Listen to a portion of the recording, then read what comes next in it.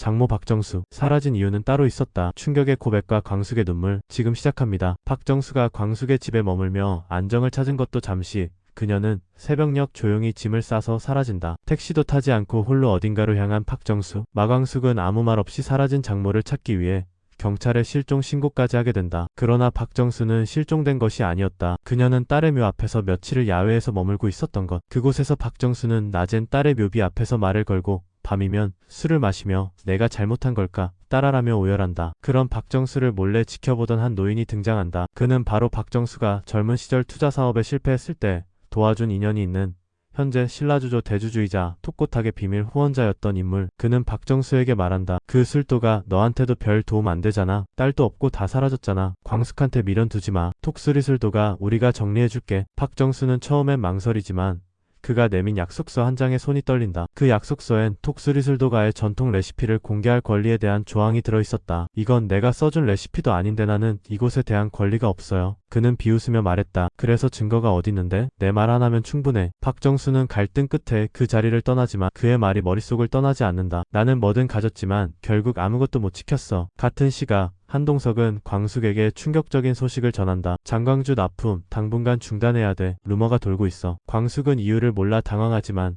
동석은 확신하듯 말한다. 누군가 의도적으로 움직이는 거야. 내부에서 레시피가 유출됐을 가능성도 있어. 광숙은 톡쓰리술도가에 돌아와 장부를 확인하던 중 낯선 서류를 발견한다. 그 안엔 신제품 장광주의 조제법 일부와 거래처 리스트가 적혀 있었고 그것이 외부로 유출된 흔적이 담겨 있었다. 그리고 바로 그날 밤 광숙은 박정수에게 전화를 받는다. 우리 잠깐 볼 수 있을까요? 광숙은 망설임 없이 달려간다. 하지만 박정수는 광숙에게 유서를 건넨다. 이걸 동석이한테 전해줘요. 그리고 날 용서하지 마요. 광숙이 당황해하는 사이 박정수는 다시 사라진다. 며칠 뒤 신라주조는 신제품 전통주 런칭 쇼케이스를 대대적으로 연다. 놀랍게도 그 술의 이름은 신광주. 그 맛과 풍미는 장광주와 거의 동일했다. 심지어 기자회견장에서는 이런 멘트까지 나왔다. 장광주는 모조품입니다. 진짜 레시피는 신라주조에 있습니다. 광숙은 멘붕에 빠진다. 그리고 그날 밤 광숙의 집 현관에 한 봉투가 도착한다. 봉투 안에는 박정수가 마지막으로 남긴 녹음 테이프가 있었다. 녹음기에서 박정수의 목소리가 흘러나온다. 내가 지켜야 할 건 돈도 명예도 아니었어요. 당신은 이미 내 딸이에요. 광숙은 눈물을 흘린다. 그러나 동시에 이 모든 혼란의 배우가 누구인지 감을 잡는다. 신라주조 그리고 독고탁. 이건 단순한 레시피 전쟁이 아니야. 가족을 지키는 싸움이야. 박정수의 녹음 파일을 들은 마광숙은 눈물로 밤을 지새운다. 이미 내 딸이에요. 이미 내 딸이에요. 반복되는 박정수의 목소리. 광숙은 한동석에게 말하지 않은 박정수의 심정 변화를 처음 알게 된다. 하지만 광숙은 다음날 아침부터 이상한 낌새를 느낀다. 술도가 앞에 누군가의 발자국이 어지럽게 찍혀 있었고 장광주의 창고문은 열려 있었다. 다행히 술병에는 손 뗀 흔적은 없었지만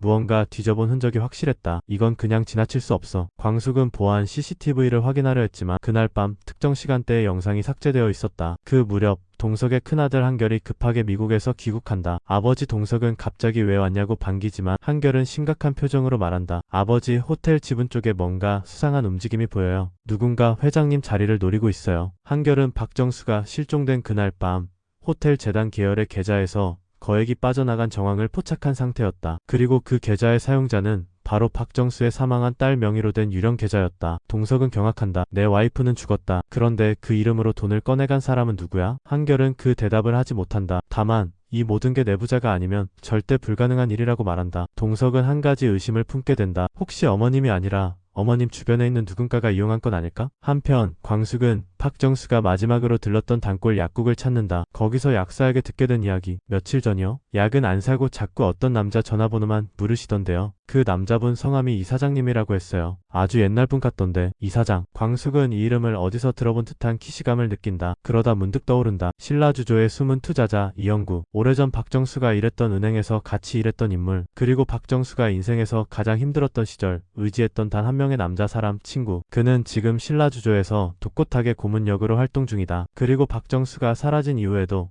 박정수의 옛 주소지 근처에서 목격된 적이 있다. 광숙은 직감한다. 장모님이 누군가에게 이용당하고 있어. 한편 신라주조는 신광주의 본격 유통을 시작하며 시장 점유율을 확장하고 있었다. 매스컴은 기존 장광주의 레시피와 비슷하다는 논란을 다루며 광숙을 몰아세우기 시작한다. 그 와중에 술도가 앞에 다시 누군가의 흔적이 남는다. 광숙은 흔적을 따라가다 한 무리를 몰래 목격하게 된다. 그들 사이에 그녀가 믿고 있던 가장 의외의 인물이 서 있다. 바로 옹수. 셋째 형, 아이돌 안무가 팀장이자 늘 장광주에 무관심하던 그 형이 신라주조의 시음 행사장 백스테이지에 프로젝트팀 고문이라는 명함으로 있었다. 광숙은 충격에 빠진다. 도련님이 왜 여기에 있는 거예요? 오응수는 그녀의 눈을 피하지 않고 정면을 응시한다. 나도 내 삶이 필요했어요. 나만 왜 늘 형 뒷바라지에 묻혀 살아야 했는지 형수님도 알잖아요. 광숙은 입술을 깨물며 묻는다. 그래서 이 모든 상황이 도련님이 다 연결된 거예요? 오응수는 대답하지 않는다. 그저 한숨을 쉬며 뒷모습을 보일 뿐이다. 광숙의 눈앞에서 신라주조 행사장의 모습을 드러낸 오응수. 그가 들고 있던 신라주조 프로젝트 고문 명함, 그리고 당당한 얼굴. 광숙은 모든 것이 끝났다는 듯한 배신감에 사로잡힌다. 도련님이 우리를 팔아넘긴 거예요? 오응수는 아무 말 없이 눈을 피한다. 광숙은 눈물을 꾹 삼키며 자리를 뜬다. 그날 밤 술도가 식구들은 폭풍전야 같은 분위기로 서로의 눈치를 본다. 그 사이 신라주조는 장광주 레시피 도용 논란을 정면 반박하며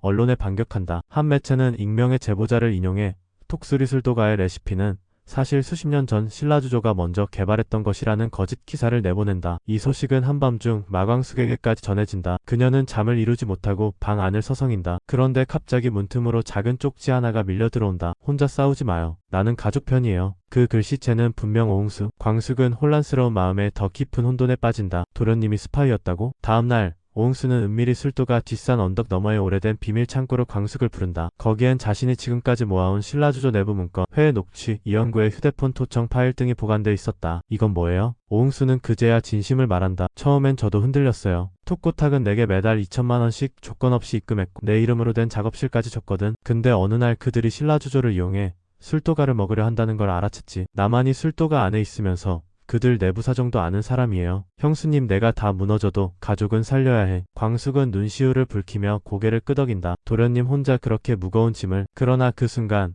오응수의 휴대폰에 미지의 번호로부터 문자가 온다. 자료 넘기면 넌 끝이야. 오응수, 마지막 경고다. 광숙과 오응수는 이 모든 것이 그들만의 싸움이 아님을 직감한다. 적은 훨씬 크고 훨씬 더 가까운 곳에 있었다. 한편 오천수는 은밀히 누군가를 만나고 있었다. 그는 자신의 예전 회사 동료이자 금융업계 인사에게 신라주조의 투자 계좌 정보를 넘겨달라 부탁한다. 그는 말한다. 그놈들 술도가만 노리는 게 아니야. 지금 움직이지 않으면 우리 가족도 회사도 다 끝장이야. 이때 마광숙은 또 한 번 충격적인 전화를 받는다. 박정수 씨가 실종 상태입니다. 마지막으로 목격된 곳은 정신질환 병원 근처였습니다. 그리고 그 병원 간호사에게서 들은 한마디. 그분요, 자꾸 내가 이 회사 주인이었다고 외치셨거든요. 누군가가 그걸 듣고 말없이 데려갔어요. 근데 그 남자가 박정수 씨의 옛 친구라고 하던데요. 이름이 이영구 씨? 광숙의 심장이 철렁 내려앉는다. 박정수가 납치당했다. 그녀가 치매라는 걸 이용당하고 있는 것이다. 그 순간 마광숙은 결심한다. 지금 당장 한동석 회장에게 이 모든 걸 말해야 해. 그리고 우린 술도가를 지켜야 해. 오응수가 술도가 뒷창고에 모아둔 증거 파일이 통째로 사라졌다. 누군가 그가 광숙에게 진실을 털어놓은 것을 감지한 것이다. 도련님, 설마 내부에 또 누가 있는 거예요? 광숙의 말에 오응수는 고개를 떨군다. 그리고 한마디를 꺼낸다. 강수야, 걔 예전부터 뭔가 이상했어요. 순간 광숙의 표정이 굳는다. 무슨 말이에요? 강수 도련님은 우릴 위해 싸운다고. 하지만 오응수는 한 장의 사진을 꺼낸다. 신라주조 이영구와 군복 입은 강수가 함께 있는 사진. 그것도 최근 날짜다. 내가 이 사진 얻으려고 한 달을 쫓아다녔어요. 무슨 훈련 자문이랍시고 신라 쪽이랑 연결돼 있었더라고. 단순한 우연일까요? 광숙의 손에서 사진이 떨어진다. 믿고 있었던 강수가 적이었다는 것인가? 하지만 그 순간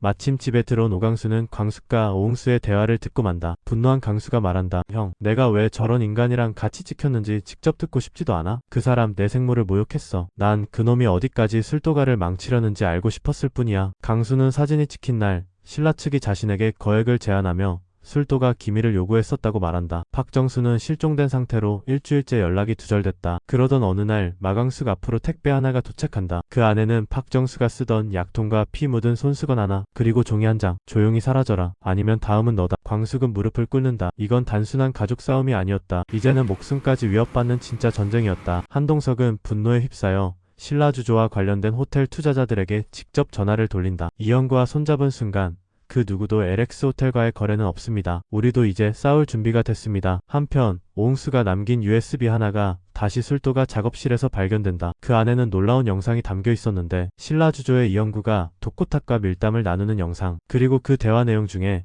한동석의 과거 납품 계약 조작건에 대한 언급까지 포함되어 있었다. 광숙은 망설인다. 이걸 공개하면 동석씨도 다칠 수 있어. 하지만 그거라도 해야 술도가가 산다. 그 순간 한동석이 말한다. 공개해요. 내 과거 따위로 당신 가족이 망하는 걸 그냥 볼 순 없어. 이제 모든 카드는 깔렸다. 하지만 아직 단 한 장의 비밀이 남아있다. 오장수의 죽음. 그것이 단순한 사고가 아니었단 단서가 드디어 떠오르기 시작하는데 당신은 이 가족을 어디까지 믿을 수 있겠는가? 모든 진실이 밝혀지면 누가 남을까? 가문을 지키려는 사람들, 사랑을 포기하지 않는 이들, 그리고 목숨까지 걸 각오가 된 이들. 구독, 좋아요, 알림 설정은 우리 술도가를 지키는 든든한 한 표입니다.